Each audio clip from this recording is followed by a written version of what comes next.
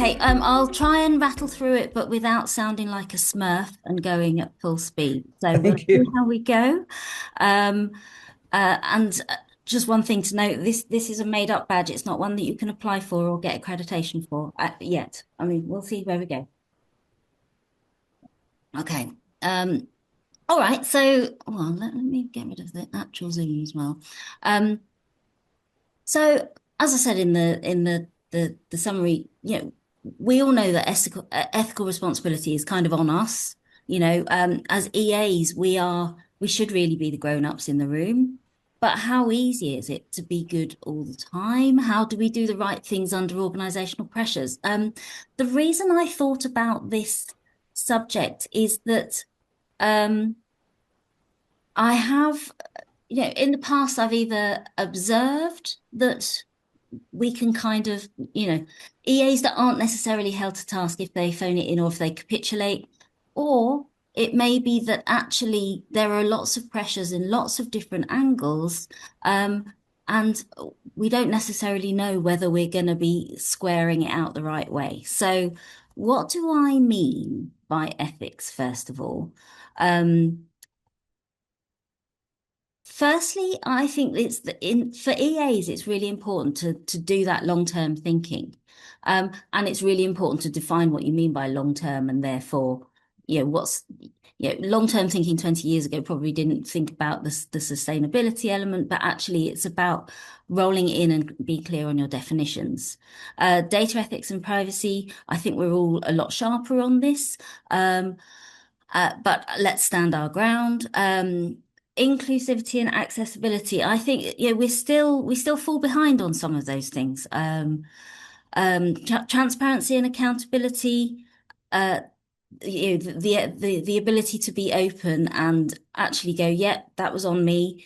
And I think we've seen some quite high profile cases where accountability has been forced. And I think it's again really important. Um, Sustainability and environmental impact. It was always this is sort of like the we should be doing the right thing, but actually the sustainability is one of those things that um, corporations have been forced into being better at, and we can probably bring some of that into our EA thinking too. But why does it matter?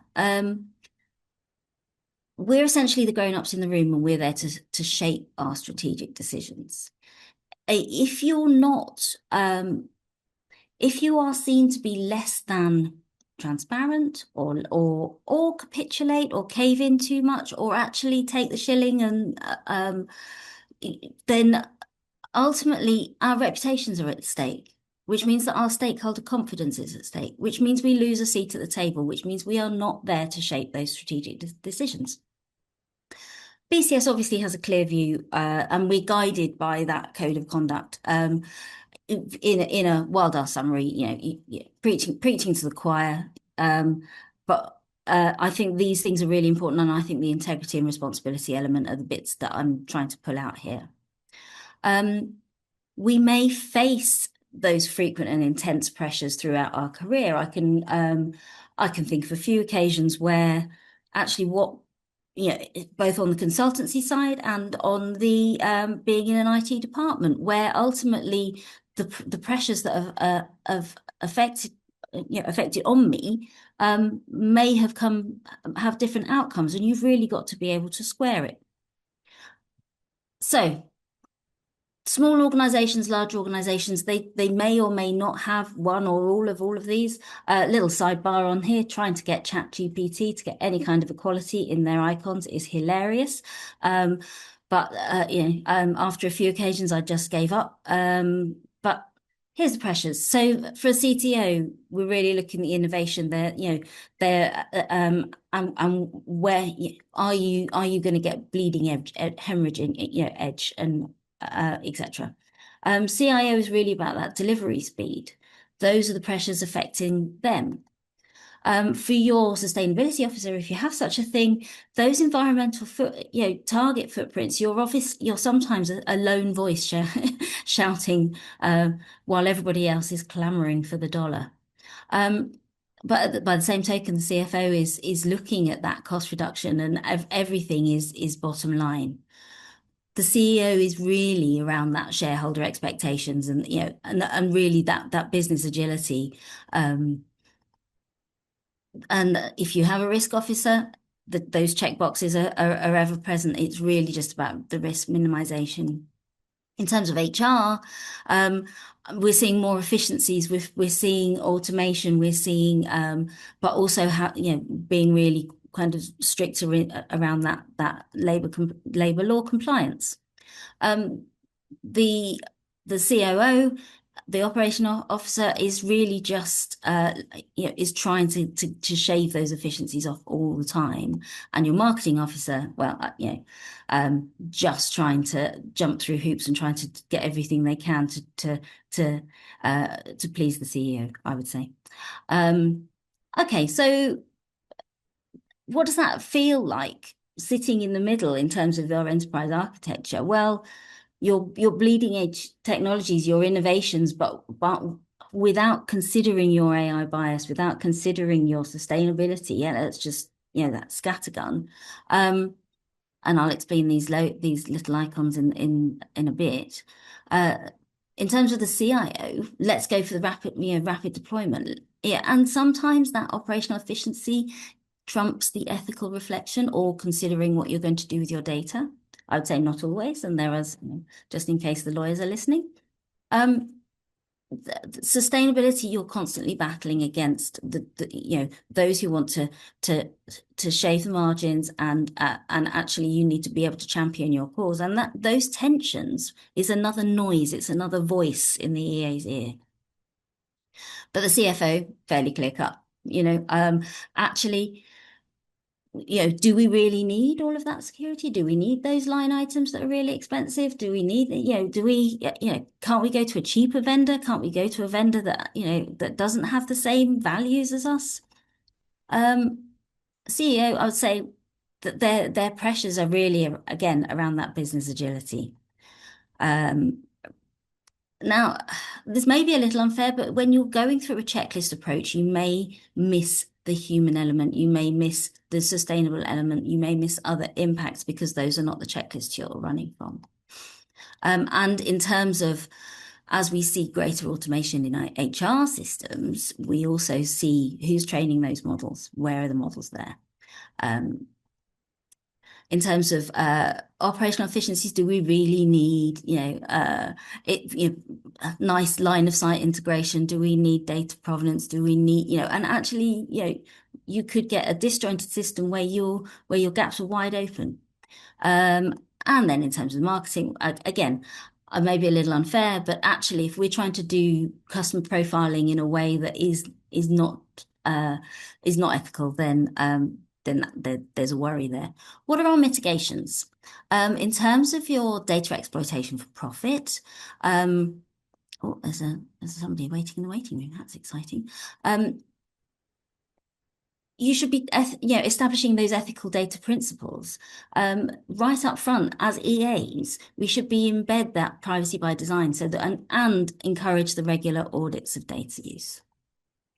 In terms of the short-term cost cutting, sometimes it's really about trying to point out the value of the architecture you're doing. And sometimes that will only work if you're speaking the language of the CFO and actually looking at the TCO, the total cost of ownership.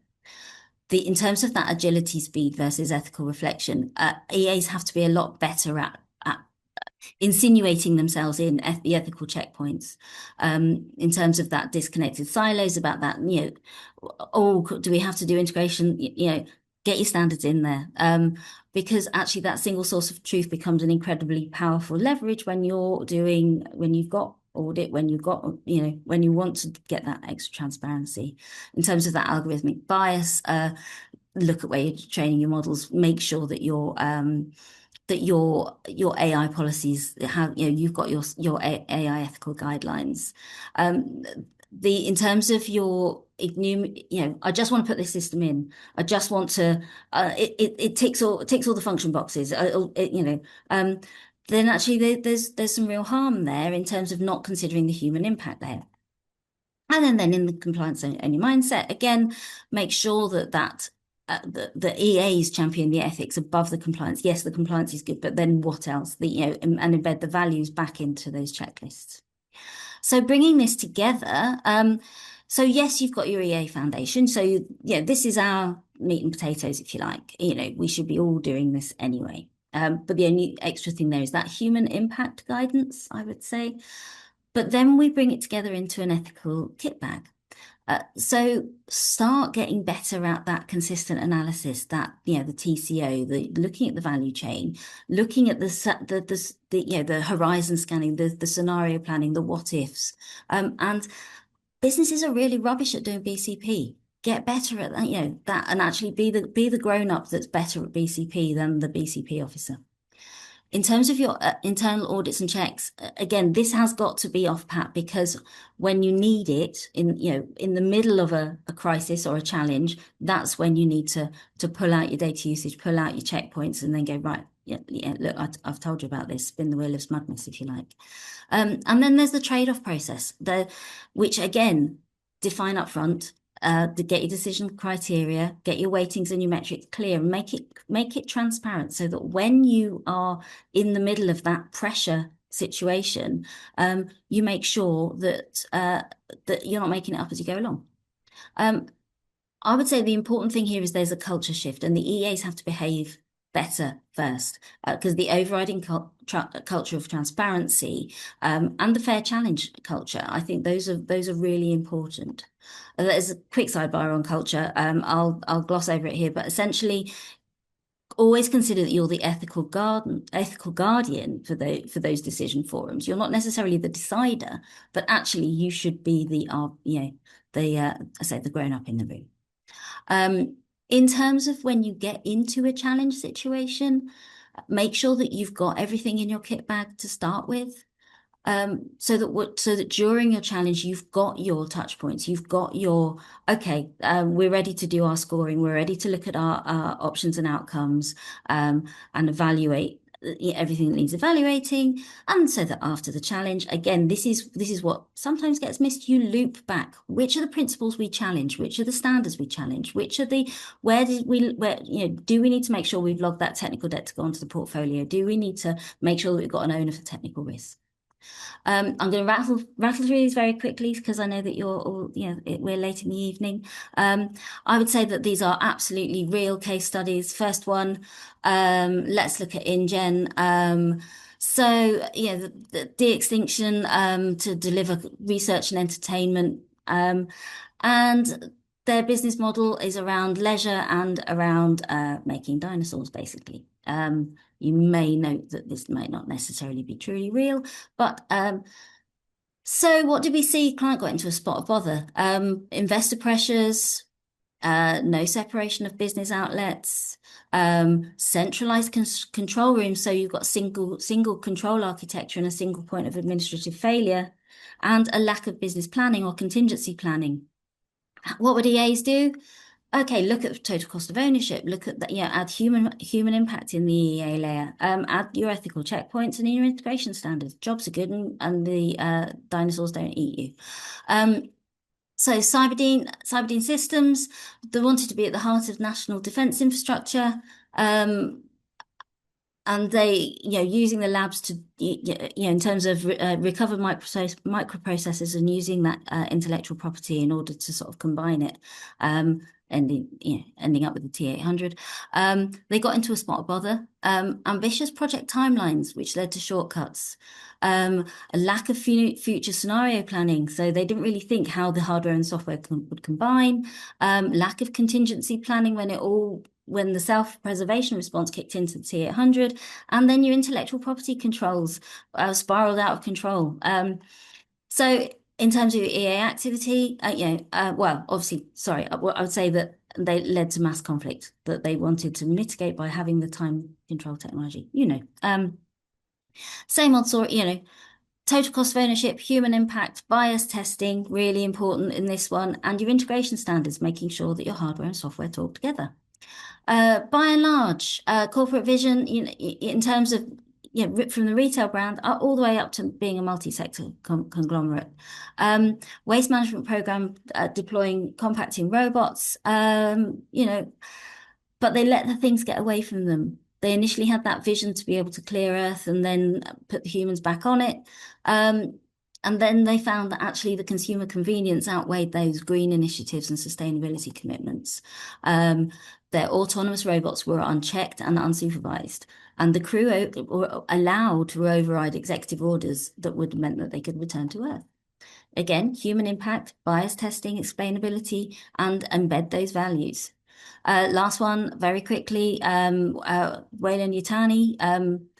They really wanted the xenomorph. That's all they wanted. Yeah, I make no apologies for my geekery. So they they wanted to step around the quarantine rules. They wanted they never really informed their personnel. They compromised their crews. They destroyed infrastructure, repeated containment failures, and it did trigger military responses and cover-ups. I'd put checklisting. I don't think there were many checklistings in place. Ethical checkpoints would have made it a lot better, considering the human impact of the crew. All of those things. So, as you can see, companies, if they're left unchecked, by the grown-ups, and that's you, that's the EAs, then they get into all sorts of bother. So how do we make it ethical? It's about the responsible choices every day as an organization. It's not just about policy, it's the way we work, and it's the trust that you build, and it's layered up on that integrity. It's through the culture and the policies that, it has to happen together, because is it culture eats strategy for breakfast?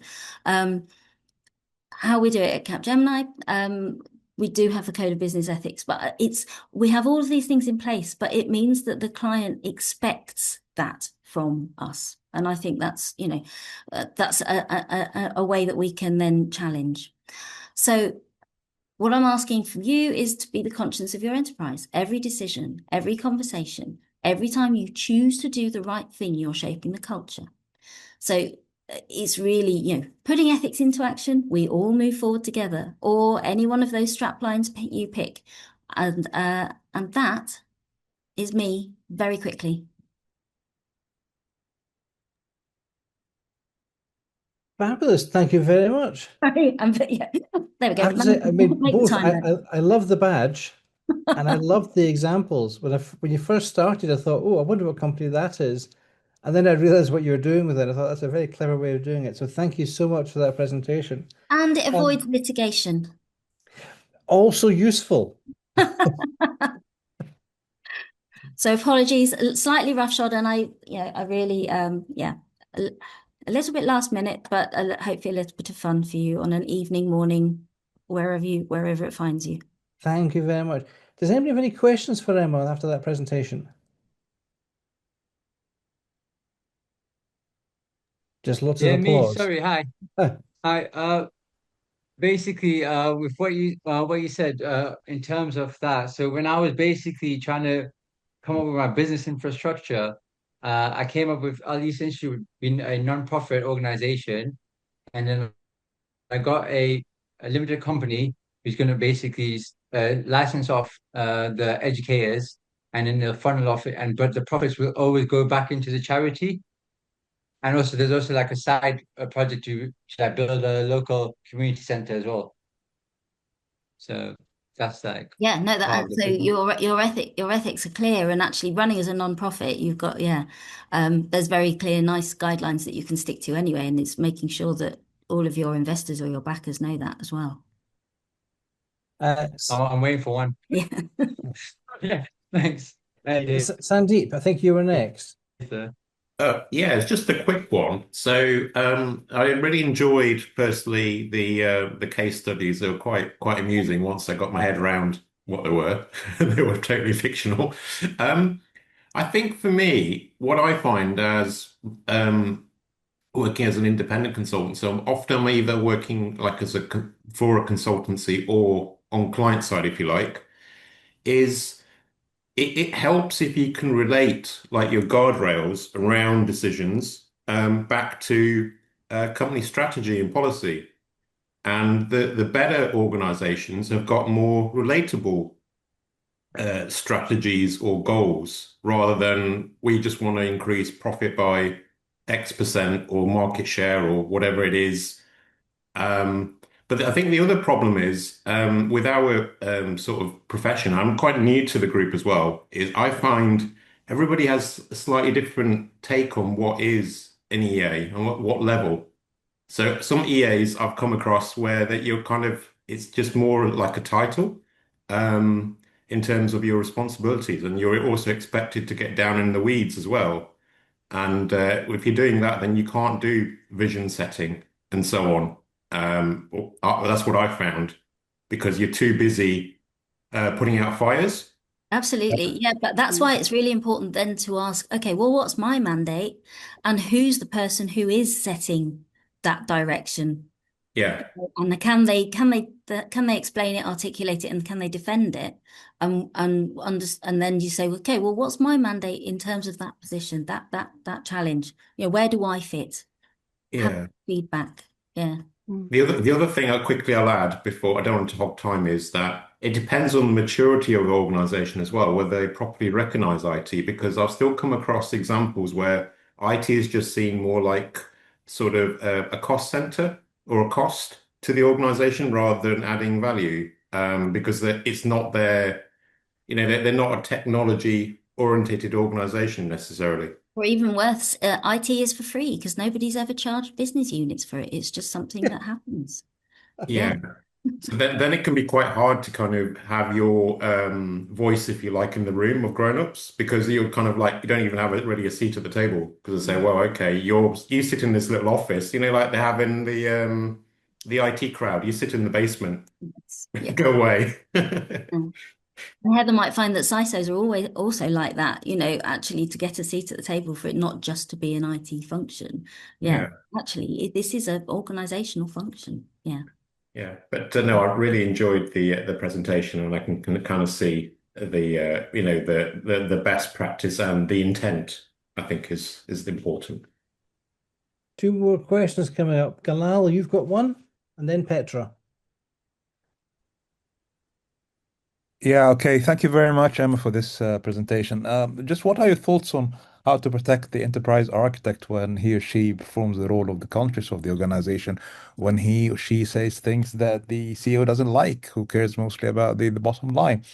How do you protect that? And would it be better for the enterprise architect role to be an outsider, like a consultant who just, does his hit and run, or an internal one who would be later exposed to all the effects of the political sort of stance later on, as it were? I mean, we're always affected by this, speaking up our minds on various things, or suffering later, or potentially suffering later. Imagine an enterprise architect like the one you describe on Donald Trump's team, for example. Imagine what would happen to him or her. Well, I don't I think that, yeah, I don't think Donald Trump would have an enterprise architecture team. But yeah, putting politics to one side, I think it's really useful if your message isn't landing, you need to pick the language that lands it for, you know, the C-level, your C-suite execs, it's not their job to understand technology. It's not their job to understand the impacts. It's their job to make sure that they're doing best for the organization. You need to articulate what you need, what you think is right in terms that they understand, in terms of the value statements that they understand, because and be prepared to paint that picture of, well, it'll work tomorrow, but actually then you're going to be, you end up in court or with your consumers hammering down your doors the next day. So it's about articulating their value in terms of how, to get your message across. So that's the one thing. And the second thing was, is it better landed by an internal or an external? Some people like to pay external consultants to deliver the message, but then they can also put them to one side. So I think it's 50-50. And I think either way, they're not there to learn about the technology or the structures that you're trying to articulate. They are there to do their job. So you have to speak in their terms. And I think I think that's the most important thing. I can't remember whether that was all the questions. Petra, sorry, you've got your hand up as well. Yeah, no, sorry. First of all, great presentation. Thank you very much for all the messages. They all made absolute sense. I think some of the things are already embedded in the questions that other people were asking, because one of the things I think we're not always in a position to deliver the message that we want. And one of the things I was wondering about embedding, the policies and the ethical thinking into solutions and guiding solutions architects to actually take all those things into account. So it's not just, I think, the enterprise architect that should be responsible for that, but we should also make sure that there is a bottom-up approach to making sure that we actually ethically, or make sure that we apply all those different policies that we encounter within the organization. And that's kind of, I think, the part of the architect, to make sure that within the solutions architect there's this awareness of it as well. But I think it is really hard to sometimes put your hand up if you haven't got the mandate, if you haven't got that position, if you haven't been asked, or if you haven't even got a seat at the table, then you can be a bit of a lone voice shouting very loudly. Then you just have to get really good at working the unofficial networks and the Yeah. hanging, not quite hanging outside in the smoking shelters, but not far off. That works. I've done that in the past. So thank you so much, Emma, for a fascinating talk.